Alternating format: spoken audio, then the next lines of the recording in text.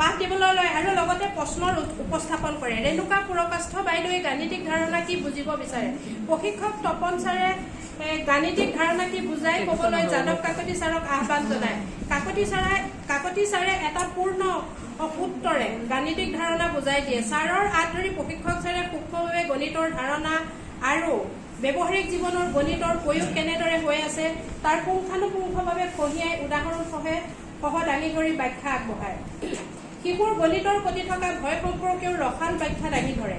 মানৱ জীৱনত গণিতৰ প্ৰয়োজনীয়তা তথা গণিতৰ অবিহনে সমস্যা সমাধান যে নহয় তাৰ সম্পৰ্কে আৰু গণিত যে মানৱ জীৱনত প্ৰয়োগ কেনেদৰে হয় তাৰো ব্যাখ্যা কৰে।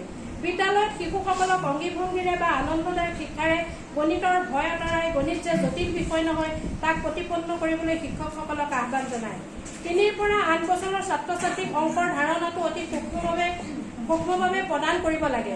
প্ৰথমেই সংখ্যা লিখিবলৈ দিব নালাগে। শিশুক গণিতৰ কৌশল আয়ত্তকৰণৰ বাবেহে জড়িত কৰিব লাগে।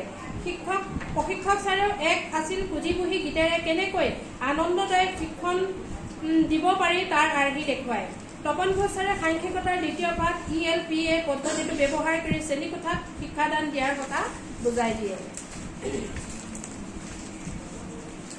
ই মানে এক্সপিৰিয়েঞ্চ পূৰ্ব জ্ঞান আৰু অভিজ্ঞতা, L মানে লেংগুৱেজ ভাষাৰ আদান প্ৰদান, P পিকচাৰ, S চিম্বল প্ৰতীক। এইদৰে উপৰোক্ত সূত্ৰ ব্যৱহাৰ কৰি সাংখ্যিকতাৰ ধাৰণা শিশুক কেনেকৈ দিব পাৰি তাৰ TLM বনাই আদৰ্শ পাঠ দিয়াৰ বাবে প্ৰশিক্ষাৰ্থীসকলক আহ্বান জনায়। লগে লগে অন্য এক সাংখ্যিকতাৰ ৰিয়েক্টিভ পদ্ধতি প্ৰদান কৰে। ৰিডিং এক্সপিৰিয়েঞ্চ এপ্লাই কোপাৰেটিং ট্ৰেন্সপাৰেটিং আদি পদ্ধতিৰে জড়িত কৰি ছাত্ৰ ছাত্ৰীক সাংখ্যিক ধাৰণা দিব লাগে বুলি 2টি উদাহৰণ দি দেখুৱায়। ইয়াৰ পাছতে সাংখ্যিকতাৰ 4টা ব্লক 4 ব্লকছ নিউমাৰেচি পদ্ধতি প্ৰশিক্ষণ দিয়ে। 4 ব্লকছ নিউমাৰেচি অৰেল টক মেথছ মৌখিক গণিত ল'ৰা ছোৱালীৰ লগত কথোপকথন, স্কিল টেচিং কৌশল শিক্ষণ, স্কিল প্ৰেক্টিচ কৌশলৰ অনুশীলন আৰু মেথছ গেম গণিতৰ খেল এই সূত্ৰটোৰেও প্ৰশিক্ষণ দিয়া হয়। শিক্ষকে ছাত্ৰ ছাত্ৰীৰ লগত প্ৰথম মৌখিক কথন, কৌশল শিক্ষণ, কৌশল অনুসৰণ আৰু গণিতৰ খেল এই 4 পদ্ধতিৰে শিক্ষা দিব লাগে। উক্ত পদ্ধতিৰে শিক্ষকসকলক সাংখ্যিকতাৰ বিষয়ে TLM প্ৰস্তুত কৰিবলৈ দল বনাই দিয়ে। শিক্ষকসকলৰ মাজৰ পৰা ছাৰৰ নামটো কি আছিলে?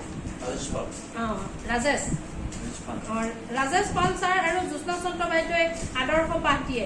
বি গোপৰ হৈ ৰূপাবৰা দাস আৰু বৰ্ণালী নাথৰ দলে আনন্দদায়ক আৰু উন্নতমানৰ পাঠদান কৰে। ইয়াৰ পাছতে প্ৰশিক্ষক তপন ঘোষ ছাৰে বি দলৰ লগতে সকলোকে প্ৰশংসা আৰু ধন্যবাদ জ্ঞাপন কৰে। 5ম দিনৰ বাবে সাংখ্যিকীয় ধাৰণা প্ৰদানৰ গৃহকৰ্ম দি আহাৰ বিৰতি ঘোষণা কৰে। আহাৰ বিৰতিৰ পাছত ৰাষ্ট্ৰীয় সংগীতেৰে দিনটোৰ সফল পৰিসমাপ্তি ঘটায়। ইমানতে 20/8/24 তাৰিখৰ দিনটোৰ প্ৰশিক্ষণৰ পৰিসমাপ্তি ঘটে। প্ৰস্তুতকৰ্তা ৰূপাবৰা দাস। বিদ্ৰোহ বিশেষ দ্ৰষ্টব্য আৰু আছে এটা প্ৰতিবেদনখন প্ৰস্তুত কৰোঁতে মোৰ ৰজনীতে ৰৈ যোৱা কোনো বিষয়ৰ বাবে আপোনালোকৰ ওচৰত মই ক্ষমা প্ৰাৰ্থী।